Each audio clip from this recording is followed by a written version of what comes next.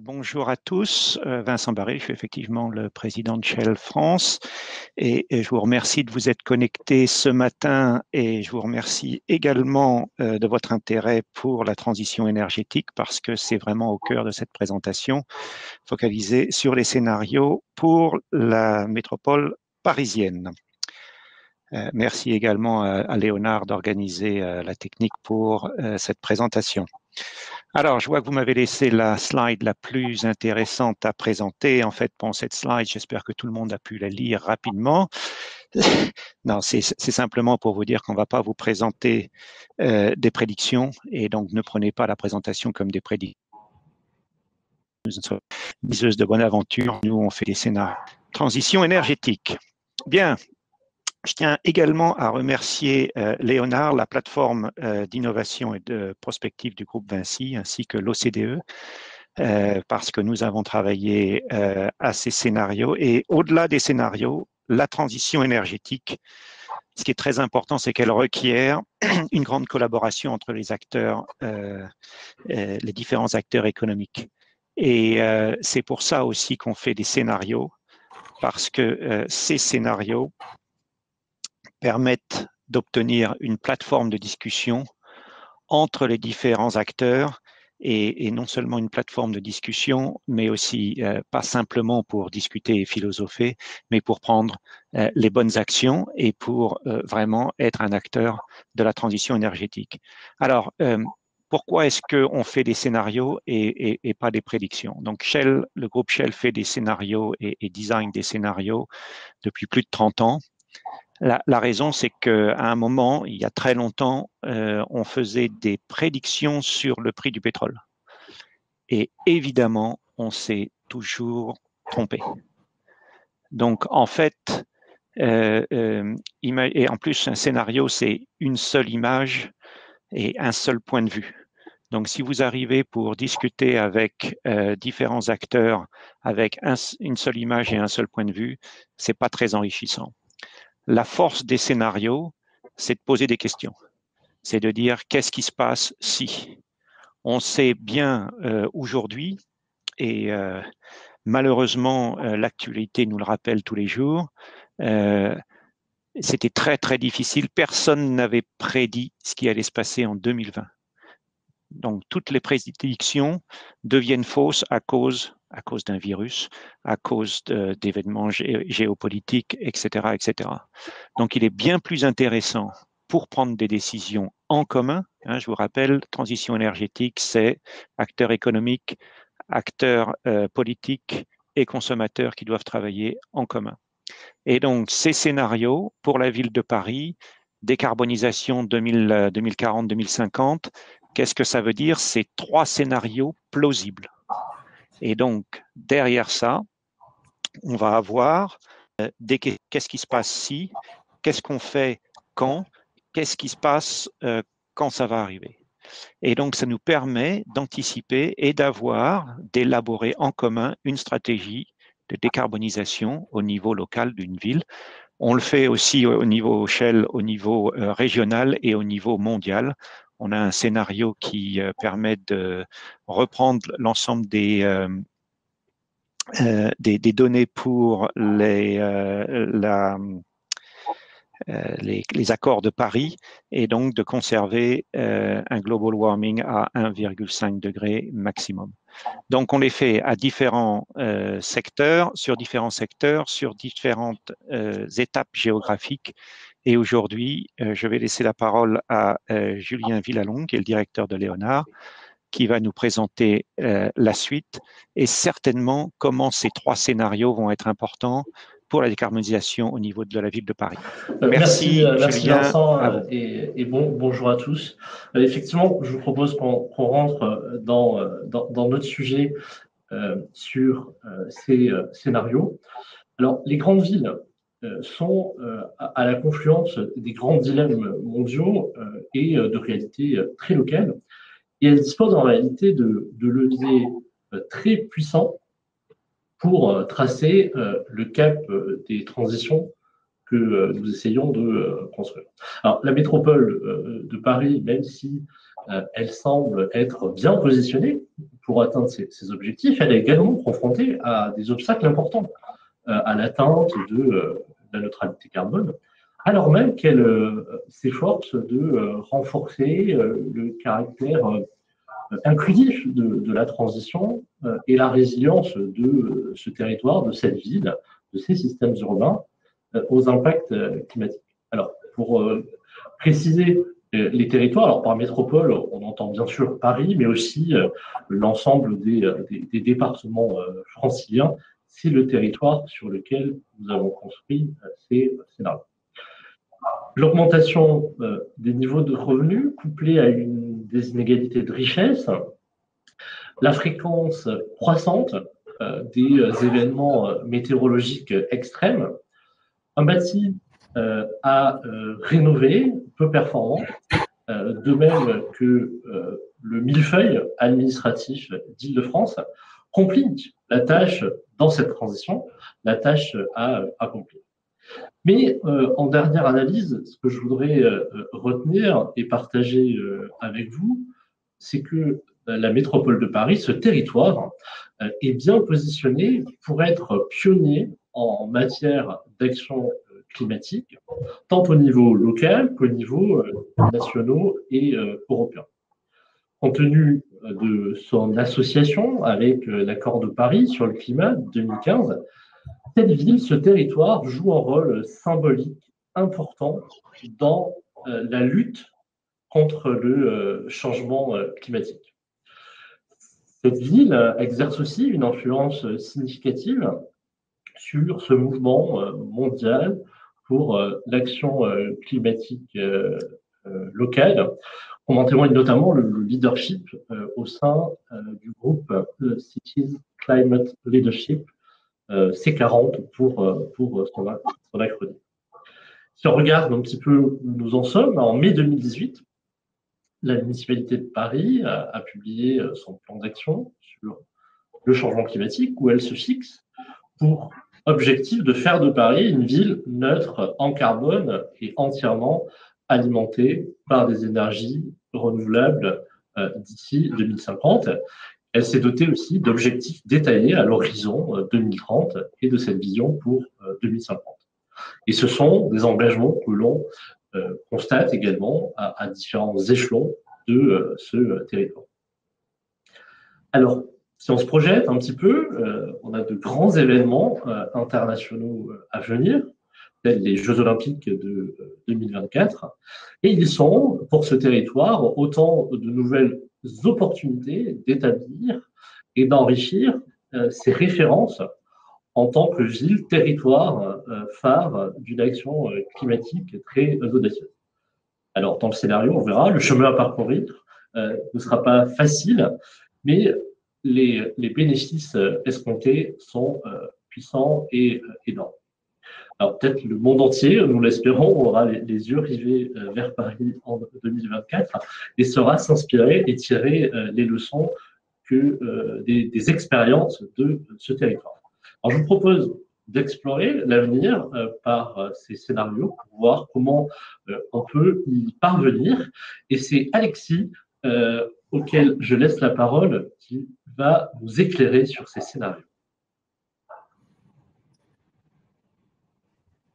Merci beaucoup, Julien.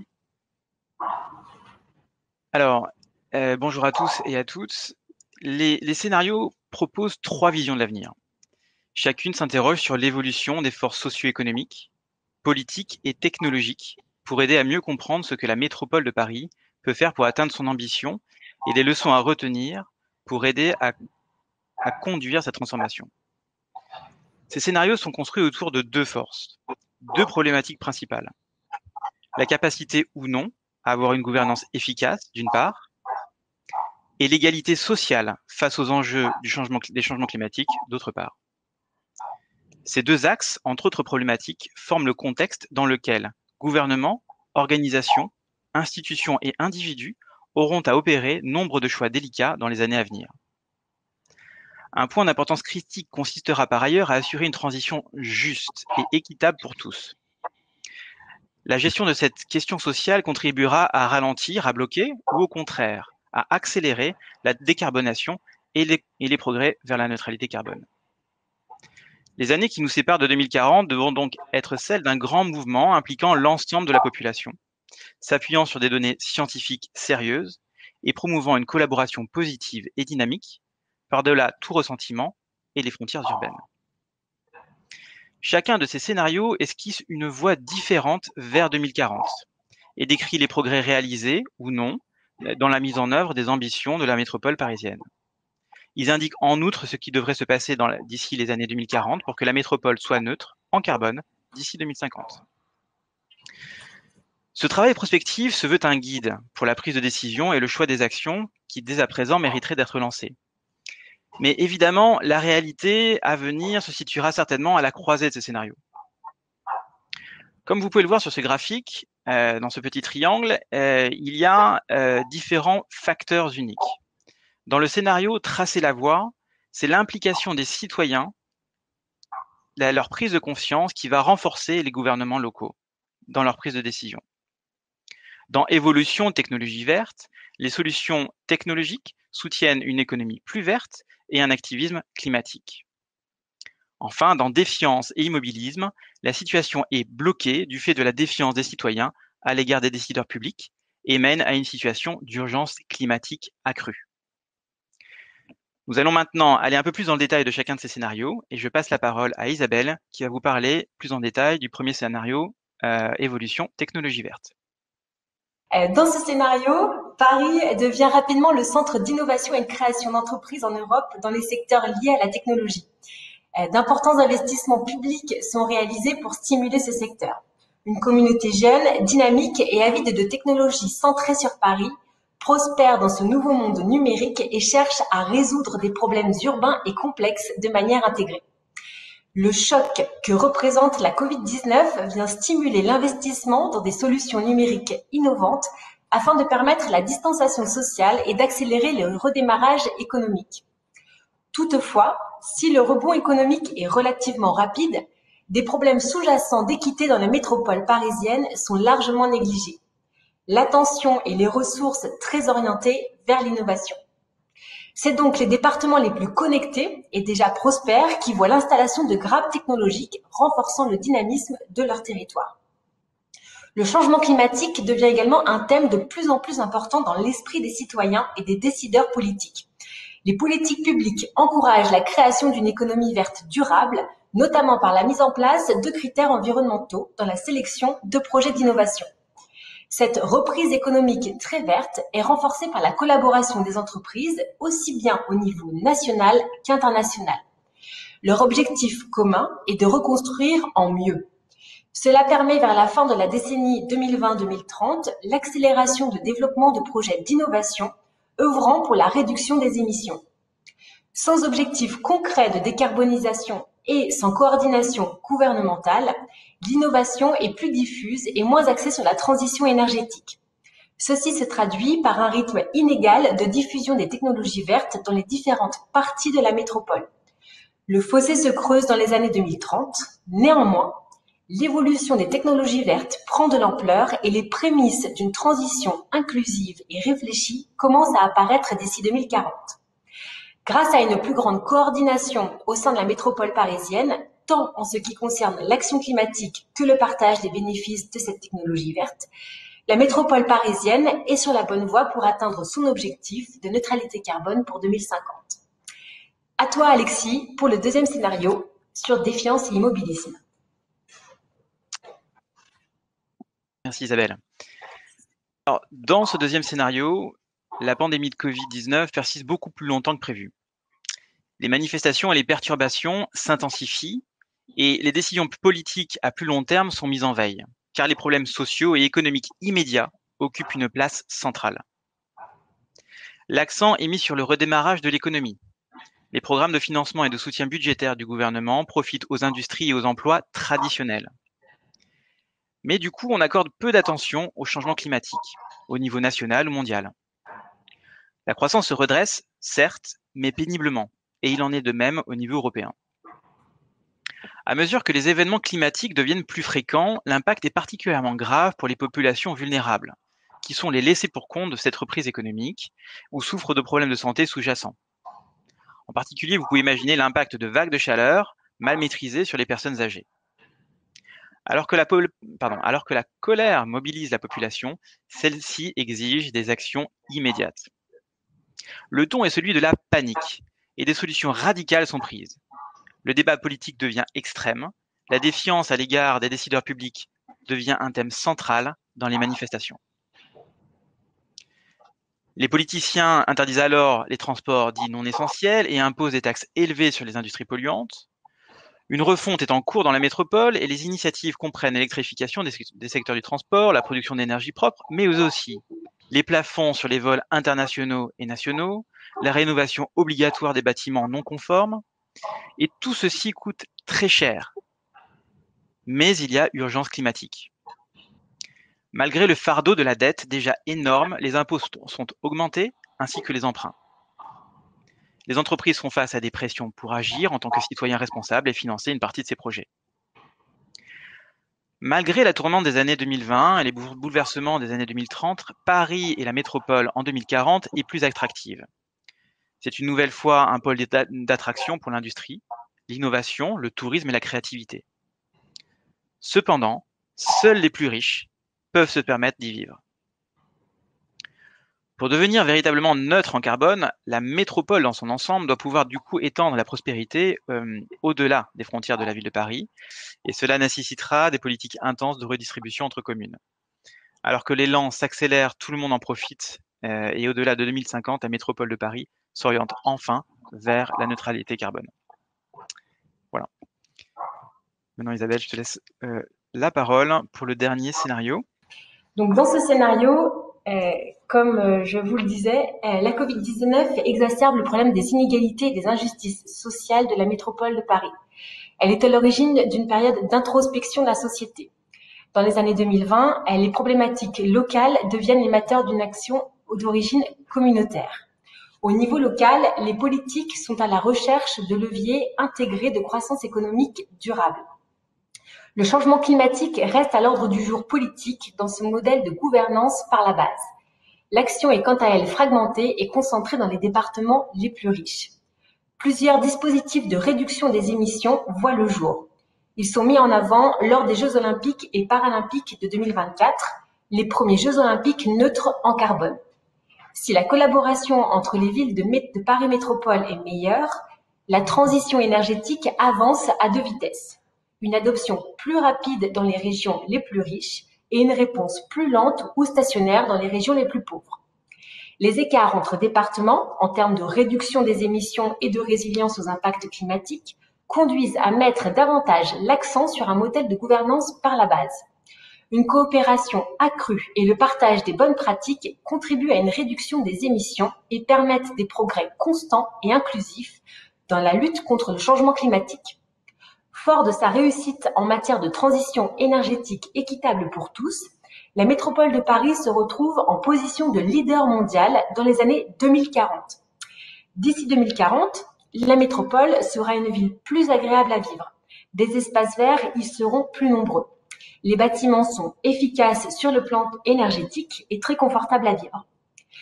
La France mettra l'accent sur des partenariats pour favoriser la décarbonisation de l'agriculture et l'amélioration des liaisons ferroviaires avec le reste de l'Europe. Elle mettra également l'accent sur l'aviation en s'associant avec d'autres villes mondiales comme Londres, New York, Pékin et Tokyo pour promouvoir un changement radical dans l'utilisation de carburants d'aviation durable. La ville occupe une position de leader mondial et est en bonne voie pour atteindre son objectif de neutralité carbone en 2050. À toi, Alexis, pour nous dire les grands enseignements de ce scénario. L'écran pour se rafraîchir. Voilà, donc il y a 4 principaux enseignements par rapport à ces 3 scénarios.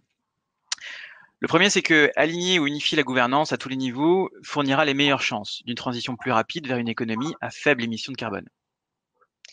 Par ailleurs, reconnaître que changement climatique et égalité socio-économique sont inséparables est vraiment la clé. Une transition juste qui est équitable pour tous sera vraiment cruciale. Par ailleurs, exploiter l'attente de changement exprimée par les populations est aussi quelque chose sur lequel doivent jouer les décideurs, que ce soit public ou privé. La neutralité carbone se produira à différentes vitesses à travers la métropole parisienne. Les décideurs publics et privés doivent donc exploiter la volonté de la société de décarboner et de commencer à agir dès maintenant.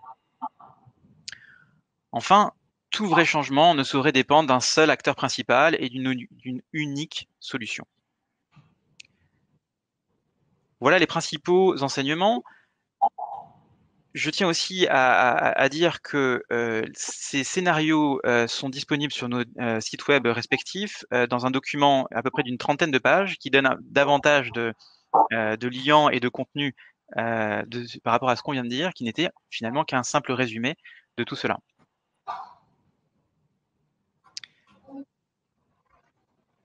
Maintenant, je pense que nous pouvons passer à la session de questions-réponses. S'il y en a dans l'audience.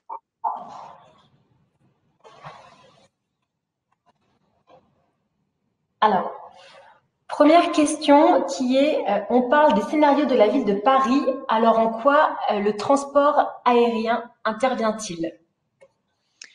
Je vais peut-être répondre là-dessus rapidement et Isabelle et Julien ou Vincent, si vous vouliez compléter. Oui. Pour plusieurs raisons. La première, c'est que, comme vous le savez tous, Paris est la première ville touristique au monde. Donc, il y a un afflux énorme de population qui se fait via nos différents aéroports. Et une étude qu'avait faite la ville de Paris montrait que le principal émetteur de carbone pour la métropole parisienne étaient les aéroports. Donc, c'est pour ça qu'en fait, on l'inclut là-dedans. Je n'aurais pas répondu. Est-ce que Julien ou Vincent, vous voulez compléter cette réponse?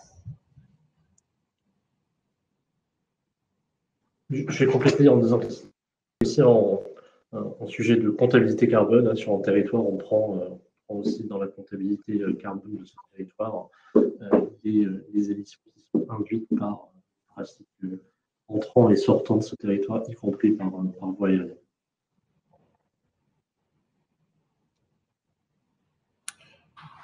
Alors, merci beaucoup pour ces éléments de réponse, Julien. Autre question d'un participant. Avons-nous consulté les plans climat de la métropole du Grand Paris et de la ville de Paris pour la rédaction de ces scénarios? Alexis, tu veux te lancer dans la réponse? Oui, en fait, premièrement, dans ce processus de rédaction, nous avions réuni autour de nous une quarantaine d'experts, publics ou privés, qui incluaient aussi des personnes de la ville de Paris, de la métropole, de la région, de l'OCDE, de l'Agence internationale de l'énergie. Et la première chose que nous avons faite, c'est que nous avons collecté énormément de données sur la ville de Paris, sur la métropole et sur la région, et qui incluaient effectivement les plans climat. Alors, autre question qui nous est posée, assez technique aussi. Donc, ces mêmes scénarios ont-ils été testés, regardés pour des scénarios climatiques à 3,5 degrés à l'horizon 2100? Non, nous ne sommes pas rentrés dans ce niveau de test encore pour l'instant. Peut-être dans une des prochaines étapes de ces scénarios, mais pas à ce niveau-là. Si tu veux compléter, Alexis. De ces éléments. L'enjeu de l'exercice était bien de tracer des scénarios, de tracer les chemins qui nous permettent d'atteindre la neutralité carbone, qui est l'équivalent à l'échelle de la France du scénario à 2 degrés, et de montrer comment effectivement on pouvait atteindre ce scénario à 2 degrés. On n'a pas fait de stress test de 3,5 à 3,5 degrés, ou au-delà d'ailleurs, hein, pour savoir comment la métropole se comporterait. C'était un autre exercice. Notre enjeu était bien de montrer des chemins possibles vers ces scénarios à 2 degrés.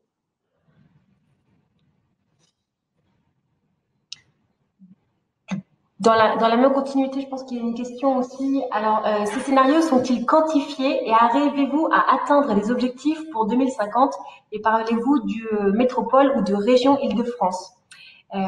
Connaissez-vous le travail de Metrex qui a conduit le travail à l'horizon 2050 pour l'Île-de-France?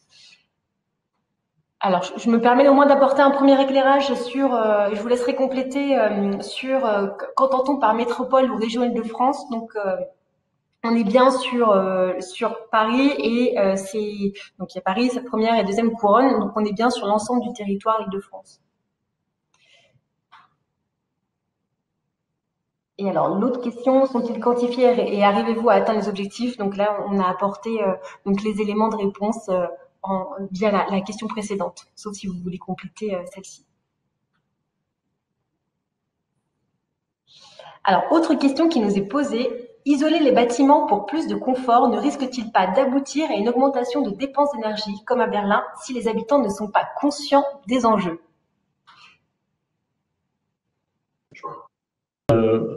De réponse. Alors, je crois que c'est Corinne qui pose la question. Effectivement, l'enjeu de l'effet rebond, c'est ce que vous décrivez. Quand on isole, on a des effets rebonds qui se passent dans les bâtiments, dans les usages de ces bâtiments. Globalement, on réduit notre facture électricité et au lieu de garder, on va dire, ce bénéfice, on le réinjecte dans une consommation accrue sur du confort. Alors là, c'est un enjeu plutôt d'usage et de mode de vie. Et alors, pas forcément tracé, détaillé dans la présentation qui a été faite, mais c'est effectivement des objectifs. Cela montre la nécessité de travailler, y compris avec les usagers, avec les consommateurs, avec les citoyens sur ces enjeux, parce que on peut avoir des actions sur le bâtiment en lui-même, puisque votre question porte sur le bâtiment, mais il faut aussi également accompagner les modes de vie, l'utilisation dans la durée de ces bâtiments pour que l'impact attendu environnemental des travaux de rénovation, comme vous mentionnez, que l'on peut objectiver au moment de leur réalisation, se concrétise dans la réalisation et il y a effectivement un enjeu d'usage et d'accompagnement des utilisateurs. Oui, peut-être je voudrais rajouter quelque chose là-dessus parce que c'est absolument fondamental. Noter la transition énergétique et arriver à atteindre les objectifs des accords de Paris, ça passe par une alliance entre les autorités, l'industrie et les consommateurs. Et dans le scénario Shell global sur les atteintes des objectifs des accords de Paris, il y a un volet extrêmement important sur l'efficacité énergétique. Et donc l'efficacité énergétique ne va fonctionner parce qu'il va falloir qu'on réduise notre consommation énergétique à long terme. Et ça ne va fonctionner que si les consommateurs changent leur mode d'utilisation de l'énergie.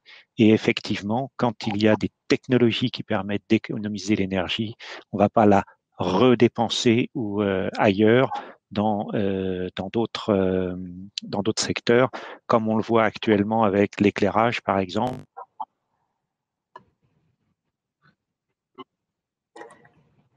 Réduisent totalement, ça c'est une évolution technologique qui permet d'économiser de l'énergie. Et souvent, ce qui se passe, c'est que les gens éclairent leur jardin, éclairent plus leur maison, etc. Et donc, dépensent plus parce que l'énergie est encore peu chère. Et ça, c'est un élément, je dirais, destructeur sur la... Alors, autre question qui nous est posée, comment avez-vous intégré les scénarios d'évolution démographique de la région capitale et envisagé une autre répartition possible de la population sur le territoire national?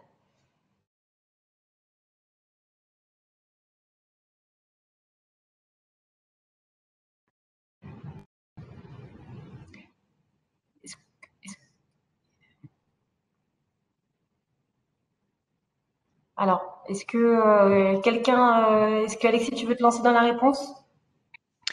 Oui, en fait, on a utilisé un certain nombre de données de projections qui avaient été faites par différents cabinets de conseil et ou institutions publiques pour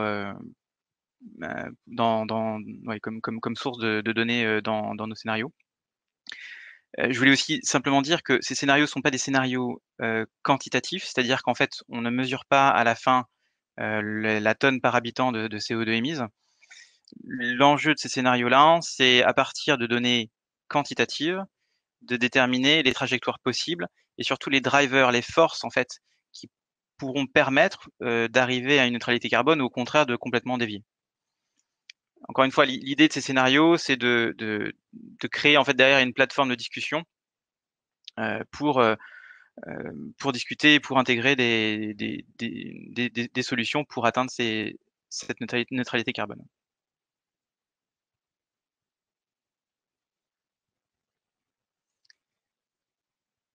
Isabelle, on t'entend plus. Autre question qui nous est posée, c'est les moyens financiers et techniques en ingénierie mis sur la table aujourd'hui pour tous les acteurs. Sont-ils suffisants pour atteindre la neutralité carbone en 2050 ?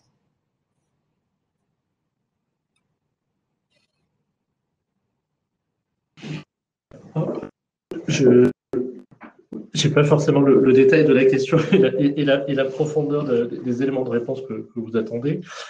Si je regarde aux différentes échelles administratives, les différents échelons politiques d'organisation se dotent de stratégies qui doivent nous conduire à atteindre les objectifs de neutralité carbone à horizon 2050. À l'échelle nationale, c'est la stratégie nationale bas carbone, par exemple, avec le budget carbone et les investissements attendus équivalents.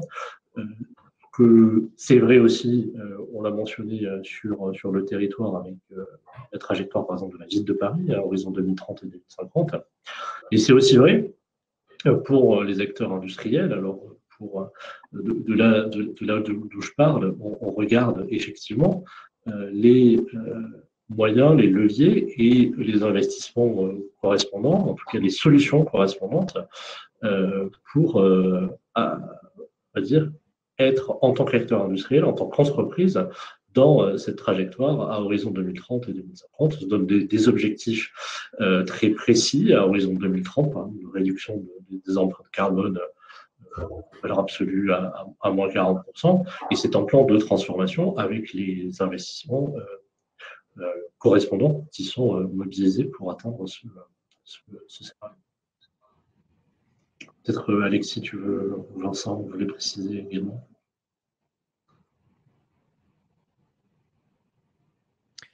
Non, là-dessus, tu as parfaitement répondu, je n'ai rien à rajouter. Alors Alexis ou Vincent, gardez quand même la parole qui vous a donnée à Julien, parce qu'une question pour vous. Pourquoi Shell s'investit sur ce sujet précis et à cette échelle territoriale? Quelle réponse en particulier y cherche l'entreprise? Je vais peut-être commencer la réponse et Vincent, si tu veux compléter. Vas-y. Alors, premièrement, Shell est peut-être assez peu connu, moins connu en France que certains de nos autres concurrents énergéticiens, mais à l'échelle globale, on est vraiment usager du fait de faire des scénarios. Cela fait 50 ans que nous en faisons. Et ces scénarios-là, on les fait toujours de cette même manière, c'est-à-dire de façon très intégrée, très ouverte, en ayant des personnes, des experts de tous horizons, où on co-construit ces scénarios. Jusqu'à présent, les scénarios étaient plutôt faits à l'échelle globale. Plus récemment, nous sommes descendus à l'échelle de certains pays pour faire ce genre d'exercice. Et depuis un an et demi, on commence à regarder ça au niveau des métropoles. Jusqu'à présent, nous avions fait plutôt des métropoles en Asie. Et là, pour l'Europe, Paris était la première ville Paris, la métropole, disons, était la première zone européenne que nous avons faite.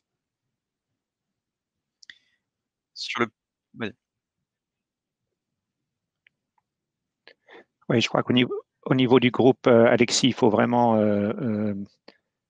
marteler le fait que nous sommes maintenant un énergéticien. On ne peut plus nous appeler des pétroliers. Le groupe est fortement impliqué dans la transition énergétique et cherche des solutions au niveau des nouvelles technologies et des énergies renouvelables.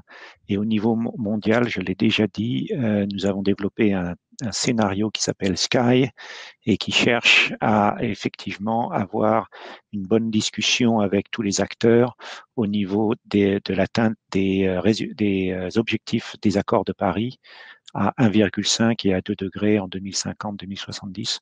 Donc Shell est au niveau global fortement impliqué, a une expérience et une expertise au niveau des scénarios.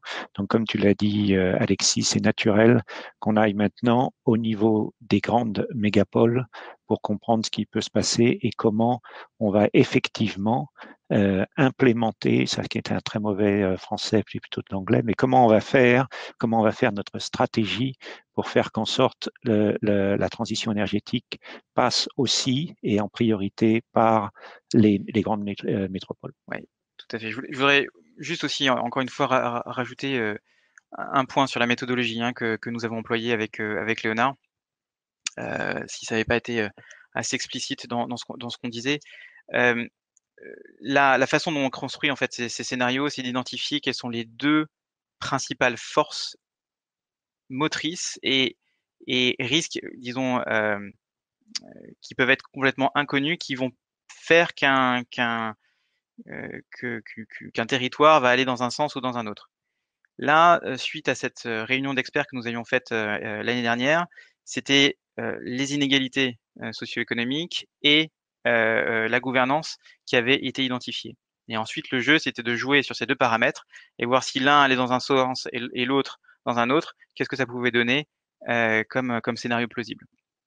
Et à la fin, nous en avons sélectionné 3 que nous venons de vous décrire.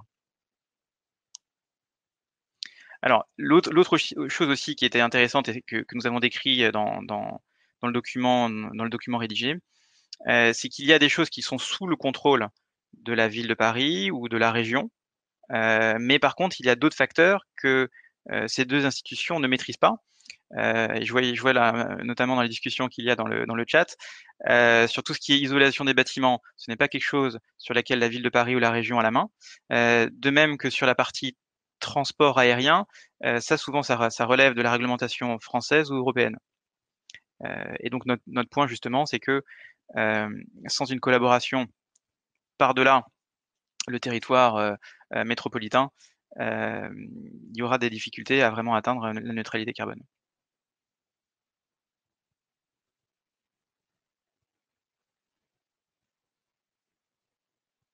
En train de regarder. Oui, ouais. J'étais en train de regarder s'il y a encore des dernières questions. Alors, une autre qui est quel est l'objectif de développement de bornes de recharge électrique de Shell au niveau national et en région parisienne? Ok. Alors là, on passe dans des choses des sujets très concrets. Donc, en fait, on a plusieurs directions là-dessus. Nous avons via notre filiale NewMotion beaucoup de bornes installées, que ce soit dans des bureaux ou à domicile. Nous commençons à aussi regarder à installer des bornes plutôt ouvertes au public. Et là, on est en train de créer 2 pilotes de hubs de mobilité dans Paris et en Grande Couronne. Ouais, c'est toute une discussion plus vaste, mais oui, nous avons des ambitions assez fortes sur le territoire national. On pourra en discuter par ailleurs si besoin. Je crois qu'Alexis hésite parce qu'il y a pas mal de choses en discussion actuellement. On en parlera officiellement un petit peu plus tard, mais ça progresse. On a des ambitions assez fortes sur le territoire et en région parisienne. Merci pour ces réponses. Une autre qui est, avons-nous évalué les différents efforts en ratio à faire porter sur les divers domaines concernés, donc transport public, individuel, bâtiments, infrastructures, production d'énergie, etc.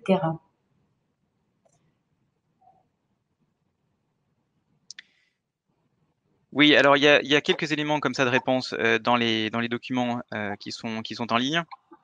Maintenant, encore une fois, l'exercice que nous avons fait là est plus qualitatif que quantitatif sur les projections, pas sur la réalité présente, mais sur les projections. Donc ça, c'est un exercice qu'on pourrait faire tout à fait si la demande venait de travailler plus sur cette partie quantitative. Je crois aussi qu'il y a d'ores et déjà pas mal d'éléments qui ont été faits soit par la ville, soit par les métropoles sur ces sujets-là.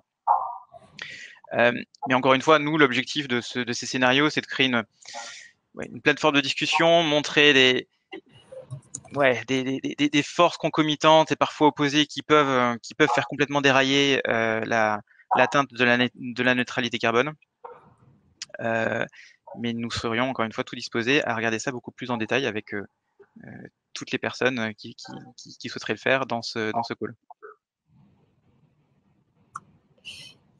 Merci beaucoup pour ces réponses.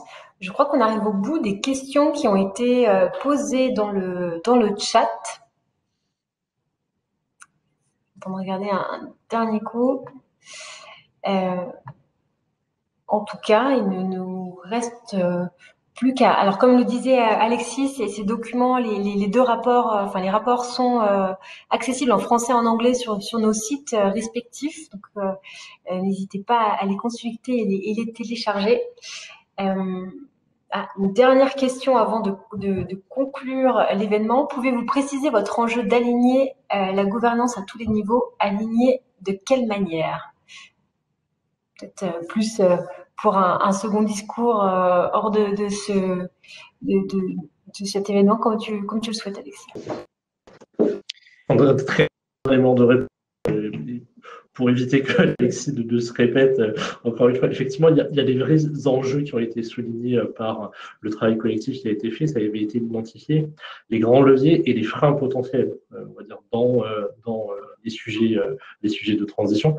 Et la gouvernance à l'échelle métropolitaine et de l'Île-de-France est l'un des sujets qui peut être à la fois un levier de mobilisation des acteurs pour atteindre cet objectif, mais aussi un levier, un risque potentiel de désalignement et donc de ralentissement de la trajectoire. Le point, on va dire, de la gouvernance à tous les niveaux, il était celui-là, c'est l'un des enjeux sur ce territoire de travailler également sur l'alignement des acteurs et de leur feuille de route respective pour être sûr qu'on passe, on va dire, le point de passage à 2030 et 2050. Ouais, je voulais aussi rajouter un dernier élément avant de peut-être clôturer, c'est que, et je le vois aussi par rapport au chat là, qui sont en train de se faire. C'est vrai que, en tout cas, la France est déjà un pays qui est, d'un point de vue carbone, en émissions de carbone, est très faible par habitant, notamment du fait de sa production d'électricité, notamment. Et pour les habitants de la ville de Paris, encore davantage, du fait aussi de l'utilisation en masse des transports publics. La raison pour laquelle déjà nous avions avec Léonard souhaité regarder la métropole parisienne, c'est que du fait des accords de Paris, du fait de l'organisation des Jeux Olympiques en 2024, du fait du rayonnement international de la ville de Paris, on pensait que c'était un territoire extrêmement intéressant à regarder, qui néanmoins a un certain nombre de challenges encore à surmonter pour arriver à cette neutralité carbone. Et on a la ferme conviction, en travaillant pour nos groupes internationaux, que Paris et la métropole peut vraiment montrer la voie à beaucoup d'autres territoires européens ou mondiaux. Paris et la France sont de plus en plus regardés par d'autres pays, beaucoup plus positivement que ça n'avait pu l'être encore il y a une dizaine d'années. Et du coup, on voit vraiment, voilà, dans ce territoire, une énorme capacité de montrer l'exemple et d'insuffler, d'initier une dynamique beaucoup plus rapide à l'échelle mondiale, parce que d'autres villes souhaiteront adopter ce que fait également la ville et la métropole parisienne. Dernière chose, c'est encore une fois par rapport à ce que je vois dans le chat, sur pourquoi on le fait et quelles sont les prochaines étapes. Justement, tout ceci, pour nous, pour Léonard, le groupe Vinci et Shell, c'est quelque part aussi un appel à contribution Nous serions ravis de pouvoir continuer ces discussions avec les institutions publiques, avec d'autres grands groupes, avec des associations, des plus petites entreprises, pour arriver à co-construire des solutions sur le terrain, et de manière donc intégrée, en intégrant toute cette partie sociétale, pour atteindre plus rapidement cette neutralité carbone. Merci Alexis qui vient bien N'hésitez pas à nous contacter. Donc, des mots qui viennent bien conclure cette session d'échange et de présentation de ces scénarios prospectifs. À quelques minutes de la fin, il nous reste en tout cas qu'à vous remercier, Julien, Vincent, Alexis, pour vos interventions, et à vous tous en ligne pour les échanges que vous avez initiés donc à la suite de ces présentations. Donc un grand merci à tous, et donc ouvert pour les prochaines étapes. Alexis, si tu veux compléter. Donc n'hésitez pas, voilà, à revenir vers nous, pardon. Je vois aussi qu'il y a Yann-Françoise, je vois votre invitation avec plaisir. Contactons-nous dans les semaines à venir pour en discuter. Merci à tous, très bonne journée et à bientôt.